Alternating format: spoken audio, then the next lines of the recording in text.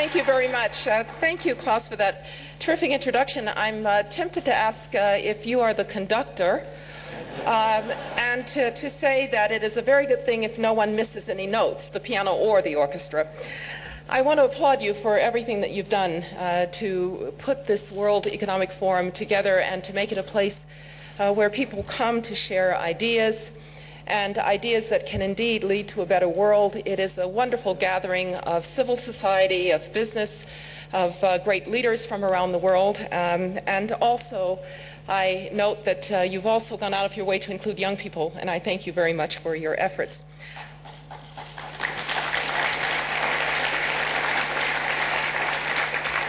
Let me thank also President Couchepin for the work that the government and the people of Switzerland have done in generously welcoming us to this beautiful country. President Karzai, Dr. Puchari, thank you very much for your wonderful work, and I'm really just delighted to share the dais with you tonight. Distinguished guests, ladies and gentlemen, it is an honor to join you here, and as Klaus has said, I have tried to get here several times before.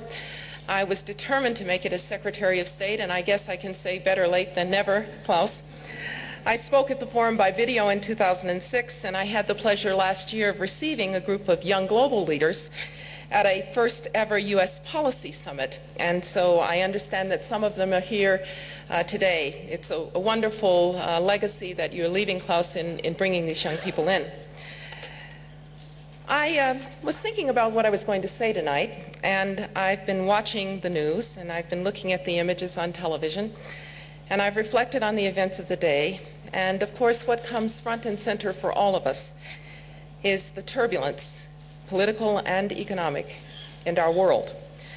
The violence in Kenya, the tragic assassination of Mrs. Benazir Bhutto in Pakistan, the ongoing and at times halting efforts of Iraqis and Afghans to build peaceful, functioning governments, the looming danger of climate change, the forecasts of market woes and economic troubles, even a growing concern about globalization itself, a sense that increasingly it is something that is happening to us, not controlled by us. And as I took a look at all of this, I decided to do something risky. I want to talk about the importance of ideals, and I want to talk about the need for optimism in their power. Now, I know that whenever Americans start talking about idealism and optimism, international audiences groan. Perhaps there's a little concern that you're going to hear a long moralizing lecture. Well, I promise not to do that. And another common concern when Americans talk of idealism and optimism is, well, there they go again, the innocents abroad. Indeed, there is a long international tradition of viewing America as kind of young and naive.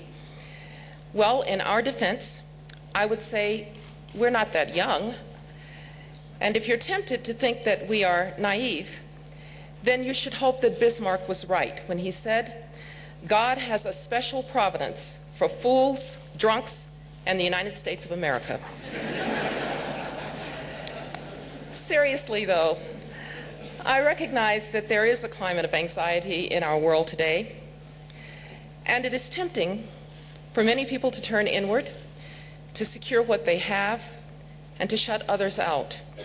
Some want to go it alone, and there is certainly cynicism about the salience of our ideals when it seems that it's just hard enough to protect our interests. I know that many are worried by the recent fluctuations in U.S. financial markets and by concerns about the U.S. economy. President Bush has announced an outline of a meaningful fiscal growth package that will boost consumer spending and support business investment this year.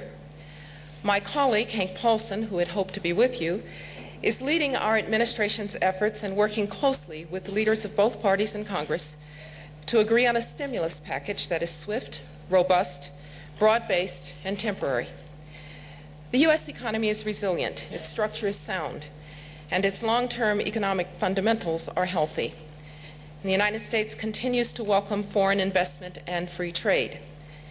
And the economy, our economy, will remain a leading engine of global economic growth. So we should have confidence in the underlying strength of the global economy and act with confidence on the basis of principles that lead to success in this world. And on that note, I would submit to you this evening that there is not one challenge in the world today that will get better if we approach it without confidence in the appeal and effectiveness of our ideals: political and economic freedom, open markets and free trade, human dignity and human rights, equal opportunity and the rule of law. Without these principles, backed by all forms of national power, we may be able to manage global problems for a while, but we will not lay a foundation to solve them. This is the core of America's approach to the world. We do not accept a firm distinction between our national interests and our universal ideals, and we seek to marry our power and principles together to achieve great and enduring progress. This American approach to the world did not begin with President Bush. Indeed, it is as old as America itself. I have referred to this tradition as American realism.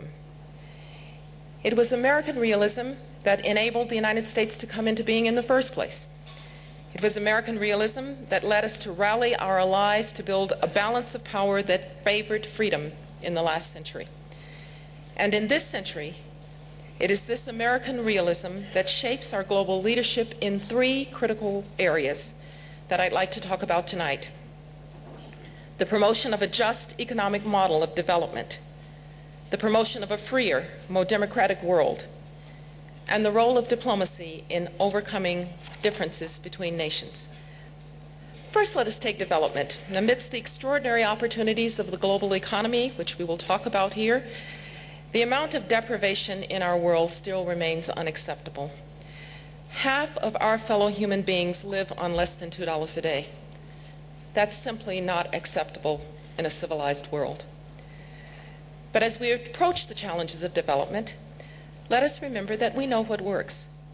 We know that when states embrace free markets and free trade, govern justly, and invest in their people, they can create prosperity and then translate it into social justice for all their citizens. Yes, some states are growing economically through a kind of authoritarian capitalism, but it is at least an open question whether it is sustainable for a government to respect people's talents but not their rights. In the long run, democracy, development, and social justice must go hand in hand. We must treat developing nations not as objects of our policy, but as equal partners in a shared endeavor of dignity. We must support leaders and citizens in developing nations who are transforming the character of their countries through good governance and economic reform, investment in health and education, the rule of law, and a fight against corruption. And we must transform our foreign assistance into an incentive for developing nations to embrace political and economic liberty, to build just and effective states, and to take ownership of their own development.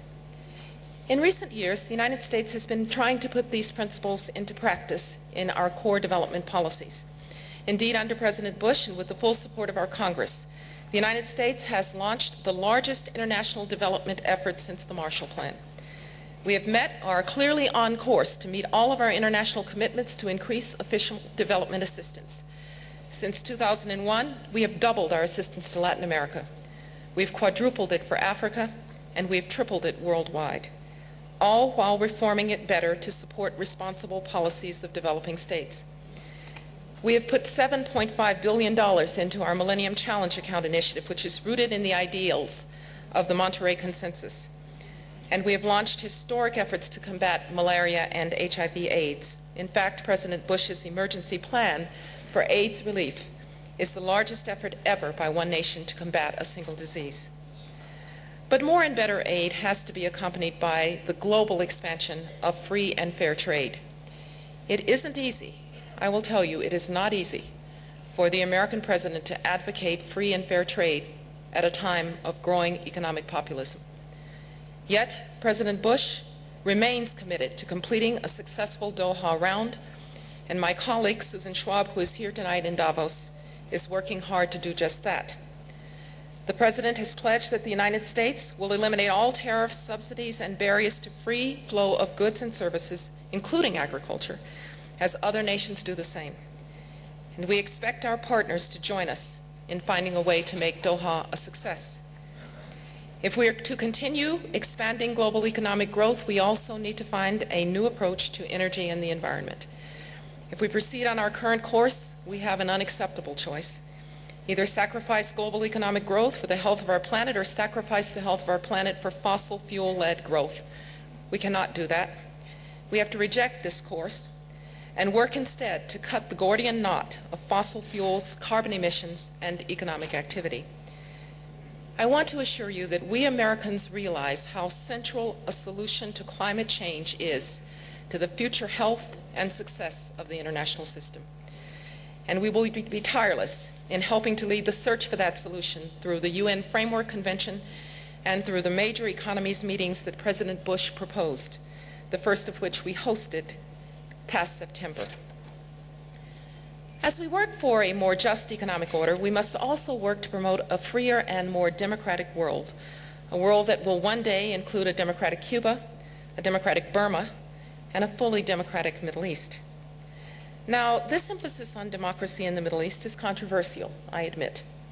And some would say, well, it's actually made the situation worse. I would ask, worse compared to what? Worse than when the Syrian army occupied Lebanon for nearly 30 years? Worse than when the Palestinian people could not hold their leaders accountable and watched as a chance for peace was squandered and evaporated into the Second Intifada? Worse than the tyranny of Saddam Hussein at the heart of the Middle East, who terrified his neighbors and whose legacy is the bodies of 300,000 innocent people that he left in unmarked mass graves? Or worse, perhaps, than the false stability which masked a freedom gap, spawned hopelessness, and fed hatred so deep that 19 men found cause to fly airplanes into American cities on a fine September morning. No, ladies and gentlemen, the past order in the Middle East is nothing to extol, but it does not make the challenges of the present less difficult. Even when you cherish democratic ideals, it is never easy to turn them into effective democratic institutions. This process will take decades, and it will be driven, as it should be, and as it only can be, by courageous leaders and citizens of the region. Different nations will find ways to express democratic values that reflect their own cultures and their own ways of life. And yet the basics are universal, and we know them. That men and women have the right to choose who will govern them, to speak their minds, to worship freely, and to find protection from the arbitrary power of the state. The main problem for democracy in the Middle East has not been that people are not ready for it. The problem is that there are violent forces of reaction that cannot be allowed to triumph. The problem is that too many Lebanese journalists and parliamentarians are being assassinated in a campaign of intimidation, and that the Lebanese have not been permitted to elect their president freely. The problem is that too many peaceful human rights activists and journalists and bloggers are sitting in prison for actions that should not be considered crimes in any country. The problem is not that a group like Hamas won one free election. It is that the leaders of Hamas still refuse to make the fundamental choice that is required for any democracy to function. You can be a political party, or you can be a terrorist group. You cannot be both. We should be under no illusions that the challenges in the Middle East will get any better if we approach them in a less principled fashion. In fact, the only truly effective solutions to many of these challenges will emerge not in spite of democracy, but because of it. Democracy is the most realistic way for diverse peoples to resolve their differences and share power and heal social divisions without violence or repression. Democracy is the most likely way to ensure that women have an equal place in society and an equal right to make the basic choices that define their lives. And democracy is the most realistic path to lasting peace among nations. In the short run, there will surely be struggles and setbacks. There will be stumbles and even falls. But delaying the start of the democratic enterprise will only mask tensions and breed frustrations that will not be suppressed forever. Now, this brings us finally to the matter of diplomacy. Do optimism and idealism play a role in this endeavor, which is by its very nature the art of the possible? Is it, as Lloyd Palmerston said, that nations have no permanent enemies and no permanent allies, only permanent interests? Well, I can assure you that America has no permanent enemies because we harbor no permanent hatreds. The United States is sometimes thought of a nation that perhaps does not dwell enough on its own history. To that I say good for us, because too much focus on history can become a prison for nations. Diplomacy, if properly practiced, is not just talking for the sake of talking. It requires incentives and disincentives to make the choice clear to those with whom you are dealing that you will change your behavior if they are willing to change theirs. Diplomacy can make possible a world in which old enemies can become, if not friends, then no longer adversaries. Consider the case of Libya. Just a few years ago, the United States and Libya were locked in a state of hostility. But as Libya has chosen to reject terrorism, to renounce its pursuit of weapons of mass destruction, and to rejoin the international community, the United States has reached out. And today, though we still have our differences, we have nothing to fear from one another. The United States is building a similarly positive relationship with Vietnam, which would have been unthinkable 30 years ago. And of course, with China, we have built a productive relationship that redounds to the benefits of both our peoples. But perhaps nowhere is it clearer that we have no permanent enemies than in our relationship with Russia. Ladies and gentlemen, the recent talk about a new Cold War is hyperbolic nonsense. Our relations today are fundamentally different than they were when all we shared was a desire to avoid mutual annihilation. The fact is that the United States and Russia are working constructively today on many issues of mutual interest, from counterproliferation to counterterrorism to the pursuit of peace in the Middle East. And we're determined to remember this even when we hear unwise and irresponsible rhetoric from Russia itself that harkens back to an earlier time. To be sure, there have been disappointments. Though we recognize that Russians today enjoy considerable personal and economic freedom, we believe that Russia's greatness will ultimately be secured best through greater political freedom for its people and through the establishment of strong institutions that check the power of the state rather than serve the interests of a few. We also believe that Russia should contribute to a transparent and open global energy economy, not a monopolistic one. But whatever the difficulties, no one can imagine a world in which the absence of U.S.-Russian cooperation will make any of our challenges easier to solve. It is because America desires no permanent enemies that we can imagine a better relationship with North Korea, and we are working to build it through the six-party talks. North Korea is disabling its Yongbyon nuclear facility, but there are other obligations that have yet to be met and must be, including the provision of a complete and accurate declaration of all nuclear programs and activities. Still, we continue to believe that we can use the six-party talks for even larger purposes, to finally end the conflict on the Korean Peninsula, to forge a mechanism for security cooperation in Northeast Asia, to make peninsular issues a source of regional cooperation, not conflict, and to improve relations between North Korea and the international community, which would benefit no one more than the North Korean people themselves. Let me assure you that the United States also has no desire to have a permanent enemy in Iran, even after 29 years of difficult history. Iranians are a proud people with a great culture, and we respect the contributions that they have made to world civilization. We have no conflict with Iran's people, but we have real differences with Iran's government, from its support for terrorism to its destabilizing policies in Iraq to its pursuit of technologies that could lead to a nuclear weapon. With our agreement yesterday to pass a third Chapter 7 sanctions resolution, the permanent members of the Security Council plus Germany showed that we remain united, that we do not want Iran to become a nuclear weapons power, and that we will continue to hold Iran to its international obligations. Ultimately, though, this problem can and should be resolved through diplomacy.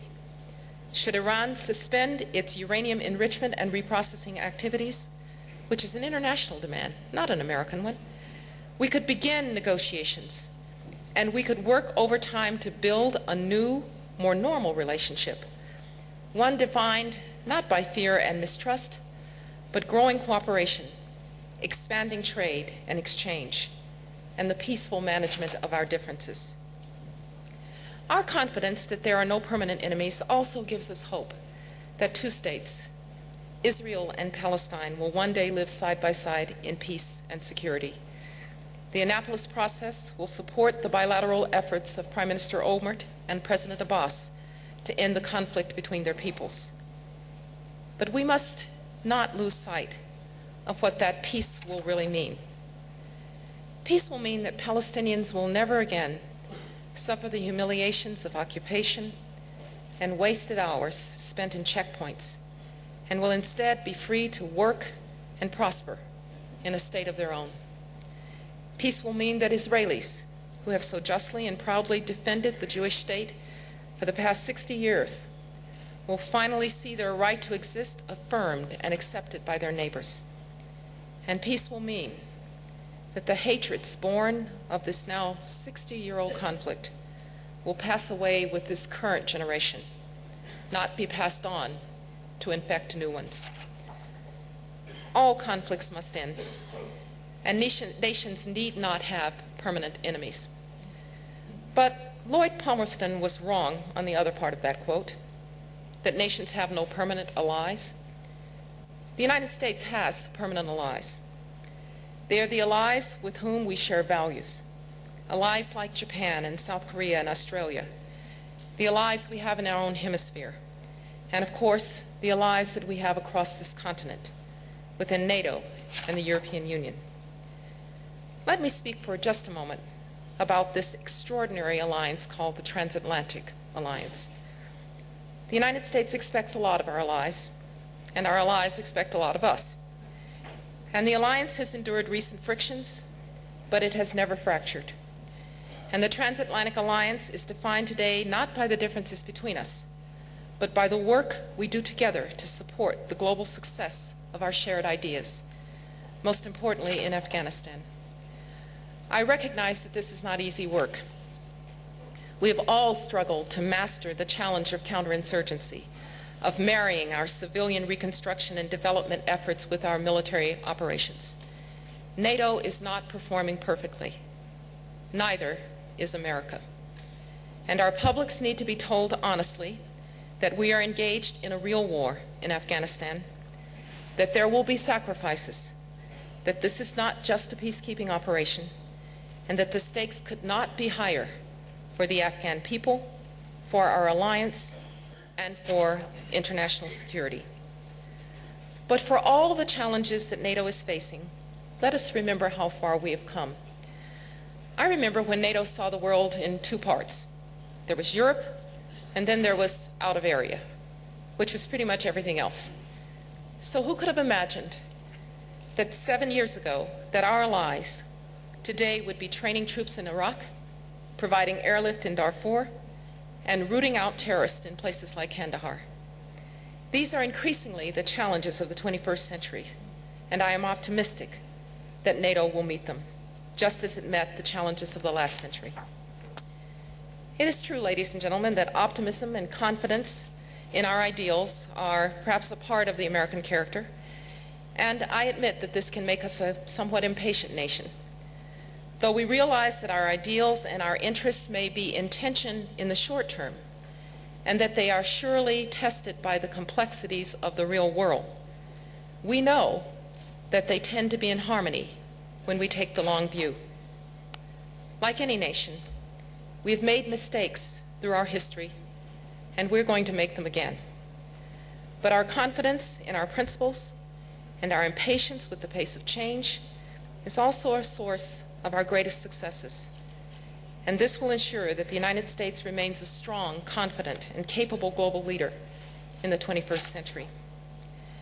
Yes, our ideals and our optimism make Americans impatient, but our history, our experience, should make us patient at the same time. We of all people realize how long and difficult the path of democracy really is. After all, when our founding fathers said, "we the people," they did not mean me. It took the great emancipator Abraham Lincoln to overcome the compromise in our Constitution that made the founding of the United States of America possible, but that made my ancestors 3/5 of a man. So we Americans have no reason for false pride and every reason for humility. And we believe that human imperfection makes democracy more important, and all who are striving for it more deserving of patience and support. History provides so many affirming examples of this. After all, who would have thought that Japan would be a pillar of democratic stability in Asia? Once that seemed impossible. Now it seems inevitable. Who would have thought that Germany and France would never go to war again and would instead join in union? Once that too seemed impossible. Now it too seems inevitable. And who would have thought that NATO and the European Union would erase old divisions of East and West, that they would unite democratic nations across Europe, and that the alliance would hold its 2006 summit in Latvia? Once that seemed impossible. Now it too seems inevitable. And even today, from time to time, we catch the occasional glimpse of what a better world could look like. I have seen it while sitting in a provincial council in Kirkuk and watching as Iraqis search in peace for ways to resolve their differences. I have seen it when I watch the Saudi foreign minister applaud the Israeli prime minister's speech about a new opportunity for peace. And I have seen what a better future could look like when, improbably, I have watched the American president stand with elected leaders under the flags of a democratic Iraq, a democratic Afghanistan, and the democratic future state of Palestine. That, ultimately, is the role of confidence in the eventual triumph of our ideals. To face the world every day as it is, but to know that it does not have to be that way, and to keep in sight the better, not perfect, but better world that it can be. Thank you very much.